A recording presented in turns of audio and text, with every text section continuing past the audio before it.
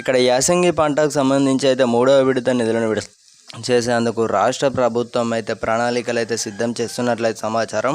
ఇక్కడ మూడవ విడతలో చూసుకున్నట్లయితే 10 ఎకరాల వరకు అయితే లబ్ధి పొందనున్నారన్నమాట. సో తోటి రైతులందరికీ కూడా వెంటనే షేర్ చేయగలరు. ఇక్కడ ఎల్లుండే నిధులు విడుదల చేస్తారా లేదా, మరి ఇప్పటికే యాసంగి పంట అనేది ముగిసి ఇప్పుడు చూసుకున్నట్లయితే వానాకాలం సీజన్ అనేది కూడా ఇప్పుడు ముందున్నదన్నమాట. సో ముంచుకొస్తున్నది వానాకాలం. ఆల్మోస్ట్ చూసుకున్నట్లయితే ఇంకా నెల రోజులలో వానాకాలం సీజన్ అనేది కూడా స్టార్ట్ అయితే కావడమే జరుగుతుంది దాదాపు. సో ఇప్పటికే రైతులకు ఇవ్వాల్సిన రైతు భరోసా మూడవ విడతకు సంబంధించి అయితే మరి ఏందన్నా ఎక్కడ కూడా క్లారిటీ అయితే రావడం లేదని అయితే రైతులు వాపోతున్నారన్నమాట. సో మరి ఈ నెల 20వ తేదీన అన్నమాట. సో చూసుకున్నట్లయితే రేపే మనకు రైతు భరోసాపై ఈ నెల 22వ తేదీలోపు అయితే మనకైతే ఈ నిధులపై అయితే ఒక ఇన్ఫర్మేషన్ అయితే రానుందన్నమాట. సో మూడవ విడతకు సంబంధించి ఇప్పటివరకు 5,000 కోట్లు అయితే ఖర్చు చేసారు. సో 5,000 కోట్లు ఖర్చు చేసారు. ఇప్పుడు చూసుకున్నట్టయితే ఇంకా 3,400 కోట్లు అయితే ఉన్నాయన్నమాట. సో ఈ మూడవ విడతలో చూసుకున్నట్టయితే 10 ఎకరాల వరకు అయితే లబ్ధి చేకూర్చుతామని అయితే తెలియజేస్తున్నారన్నమాట. సో 10 ఎకరాల వరకు అయితే అమౌంట్ పడనున్నదని అయితే రైతులందరూ కూడా ఇలానే అడుగుతున్నారు.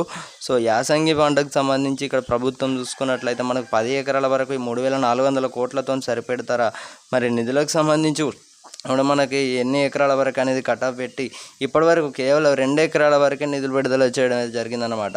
సో ఇక్కడ రైతుకి ఎంత భూమి ఉన్నా సరే పడింది మాత్రం 6,000 రూపాయల చొప్పున ఒకటో విడతలు చూసుకున్నట్టయితే రైతుకి ఇది చాలా వరకు అయితే ఇది దౌర్జన్యం అనేది చెప్పుకోవచ్చు.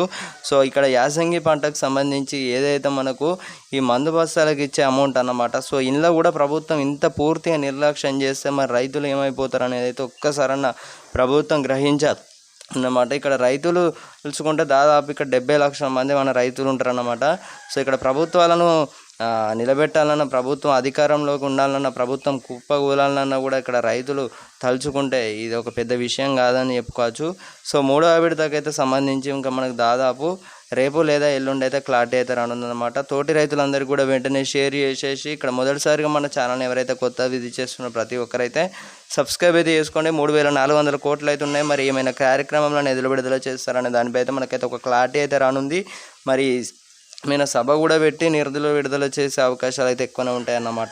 సో ఇదన్నమాట ఇన్ఫర్మేషన్. ప్రతి ఒక్కరైతే ఛానల్ని సబ్స్క్రైబ్ అయితే చేసుకోండి గైస్. మేము ఇచ్చే ప్రతి ఒక్క లేటెస్ట్ అప్డేట్స్ కూడా ఇప్పటికైతే రైతు భరోసాకు సంబంధించి మరి 3 ఎకరాల వరకు అయితే కూడా అందలేదన్నమాట. సో చూసుకున్నట్లయితే మరి ఇప్పుడు ఈ 3,400 కోట్లు నిధులు విడుదల చేసినట్లయితే మరి 10 ఎకరాల వరకు ఎక్కడ సరిపోతాయి ఈ నిధులకు సంబంధించి, మరి వీళ్ళు ఏం చేయబోతున్నారో దానిపై అయితే మనకి ఇక్కడ కూడా క్లారిటీ అయితే లేదన్నమాట. సో యాసంగి పంటలో 9,000 కోట్లు ఒక్కటేసారి నిధులు విడుదల చేసినట్లయితే దాదాపు 9 రోజులలో 10 ఎకరాల వరకు 12 ఎకరాల వరకు అయితే లబ్ధి పొందారన్నమాట. సో రైతులు అప్పుడు చూసుకున్నట్లయితే మరి ఎందుకు ఈ యాసంగి కేవలం 2 ఎకరాల వరకే లబ్ధి చేకూర్చుతున్నారు, అసలు ఏం నడుస్తుందని దానిపై అయితే మనకి ఇప్పటివరకు ఒక క్లారిటీ లేదు. మరి 5 ఎకరాల వరకు పడతాయా, మరి 10 ఎకరాల వరకు పడతాయా, మరి ఉన్నాయేమో 3,400 కోట్లు ఏమో ఉన్నాయన్నమాట.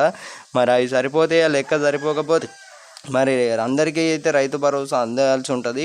సో మరి చూద్దాం, మనకు ఈ 2-3 రోజులలో అయితే క్లారిటీ అయితే రానుంది. So thank you guys, thanks for watching.